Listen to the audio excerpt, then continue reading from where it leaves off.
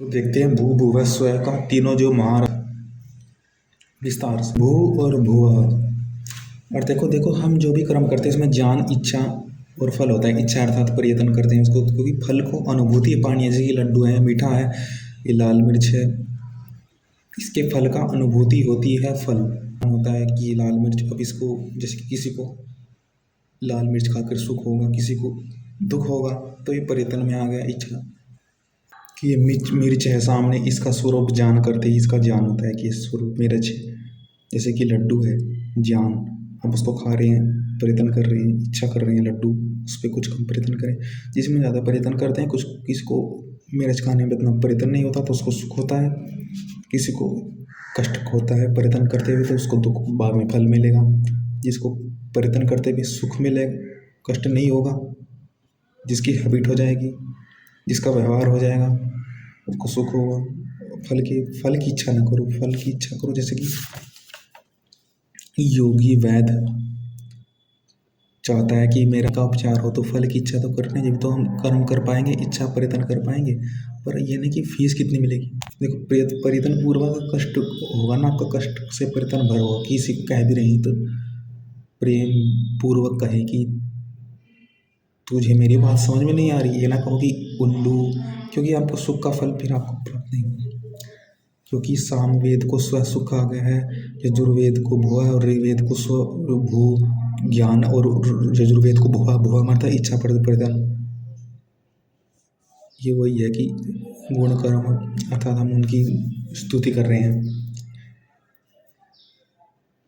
जैसे कि हमारा शरीर, जब कोई शरीर का व्यायाम इत्यादि करता है तो उसका शरीर मानो उसके प्रयत्न को गा रहा है, उसको फल मिल रहा है। जब उस अपना शरीर देखता है, जब अपना शरीर देखता है, जाना मानो कि वह सुख से गा रहा है इसका शरीर।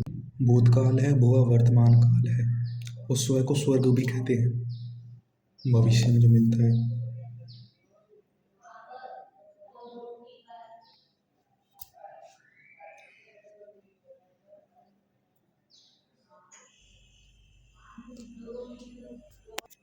अपने भू ज्ञान के अनुकूल इच्छा अथवा कर्म जो होता है उसको सुख तक जाना है।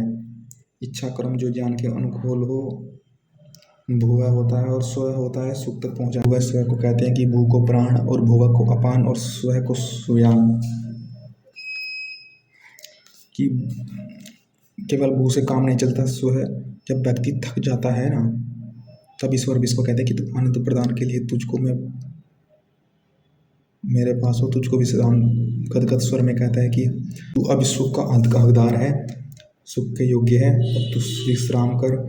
जैसे कि स्वामी दयानंद जी ने बाद में कहा कि तेरी इच्छा पूर्ण हो, अर्थात स्वयं शुरू में वह, क्योंकि ऐसे महापुरुष स्वयं भी शुरू प्रथम में ही पहले भी ईश्वर की मार्ग जा सकते थे, परंतु उन्होंने समाज कल्याण चाहा।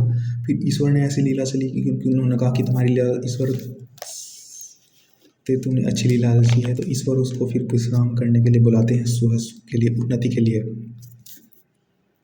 श्री कृष्ण कहते हैं यदि तुम मेरा भक्त चाहते हो, बनना चाहते हो, तो अपने स्वकर्म से चुने हुए साथ अपने धर्म को के मार्ग पर होगी, निष्काम भाव से प्रार्थना अर्चना करता हूँ, ऐसा ही तुम भी करो। इसमें कि सूर्य में अलग ही भोर करता है, आनंद करता है। और शाम को जैसे कि दिन जब से दिन ढलता जाता है, ऐसे ही हम एक तरह से अलग उत्साह, हमारे मूड, इसलिए हमें जीवन से श्रेष्ठ गुण कर्म करने चाहिए। बसंत ऋतुओं से और वर्षा ऋतुओं में भी रात का प्रभाव पड़ता है कि जीवन में कैसा उन्नति का स्तर होगा। कि सूर्य को गंधर्व कहा गया है, यह तरह से गान करता है कि हमारे अंतःकरणों में हमारी वाणी को सुवादु बना, मधुर। इसलिए सूर्य को गंधर्व कहा गया, ईश्वर को उससे बड़ा गंधर्व। सोम आदि बातें हैं ये, और ये सोम इत्यादि छांदोग्य उपनिषद में हमारा घर पवित्र कर जाता है। उसी प्रकार सुख आनंद होता रहता है, कम आनंद होता है, अधिक आनंद होता है। अर्थात सूर्य में एक सत्य संगीत है, आनंद है। ज्ञान का प्रकाश है। सूर्य में ज्ञान का प्रकाश है। तो जिस प्रकार हम सूर्य से ज्ञान रूपी संगीत रूपी आग जिससे सूर्य लेता है, उस ईश्वर से हमें ज्ञान का प्रकाश ले लेना।